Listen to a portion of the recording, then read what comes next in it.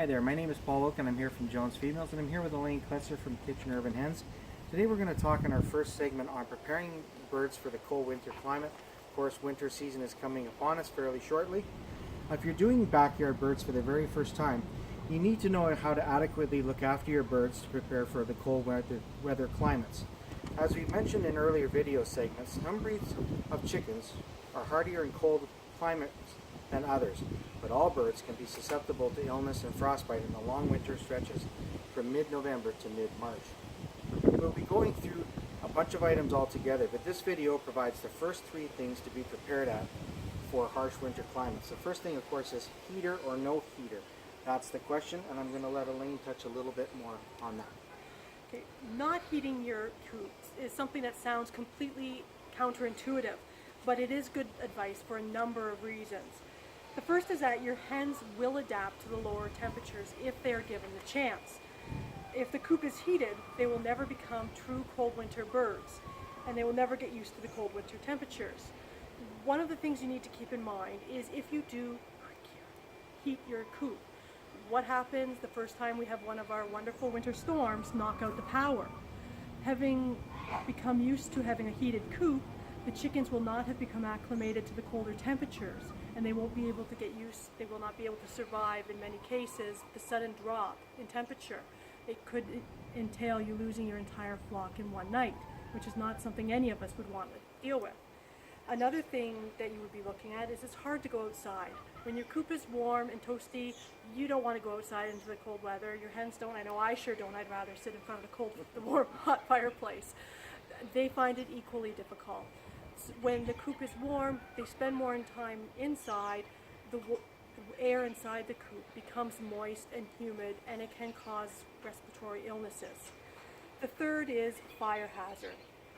Unfortunately, coops are dusty places. That's a fact of life, and things can get tipped over, knocked over. When heating your coop, there are stories every year of coops that have been lost due to fires, and again, it's not something that we have ever wanted to take a chance of. Understandable. There's other options too to look at as far as warmth for your birds in the winter. One thing you can do is use old windows to create what we like to call a sunroom. The sun will naturally heat this area of the run while encouraging the hens to get outside and enjoy the heat of their own sunroom. Another option, which doesn't look as pretty but works pretty well, is the use of a simple tarp. By covering three sides of your run over the winter months, you provide a windbreak to keep the worst of the wind and the snow out of the coop. Another process is what they know as the deep litter method for keeping your birds warm. And just because it's cold out doesn't mean that you get out of cleaning the coop. Elaine can obviously attest that after her first winter of having birds and going through minus 40-degree weather, her family switched to what's known as the deep litter method of managing their coop instead of frequent cleanings. It's an almost forgotten about old-timers method, but it's regaining its popularity as it allows the manure and the bedding to accumulate and decompose all winter. Then in the spring you clean the whole thing out and you have a beautiful compost for your spring garden. And I'm going to let Elaine touch a little bit more on that. Yes, essentially with deep litter, you try to start in the fall with a bedding, a layer of roughly 6 to 10 inches deep. Over the course of the winter, you turn over the soiled bedding. You add new layers and you allow the chicken droppings to decompose. The chickens can help out with this in their own way. If you throw down scratch either in the evening or first thing in the morning, they will do their work scratching and turning over the bedding. This allows the bedding and the shavings to start decomposing, and you'll end up with a fine dirt on the bottom, which looks like this. Many of us like to refer to this as black gold. When done properly, this form of composting, deep litter, does not smell, and it does generate a large amount of natural heat, so it allows the chickens to keep their feet warm. As a further bonus, it creates beneficial microbes, and they actually help to control pathogens and make your chickens less susceptible to disease.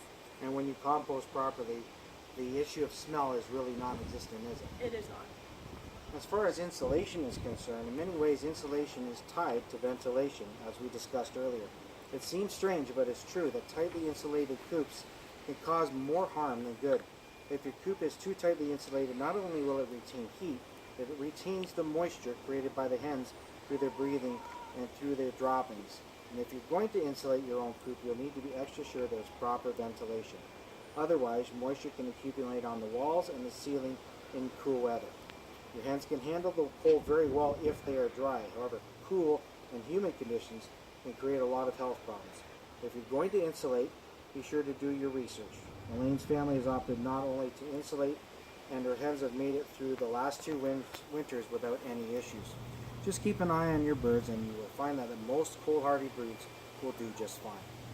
We'll look more at preparing your birds for the cold winter climate in our next video.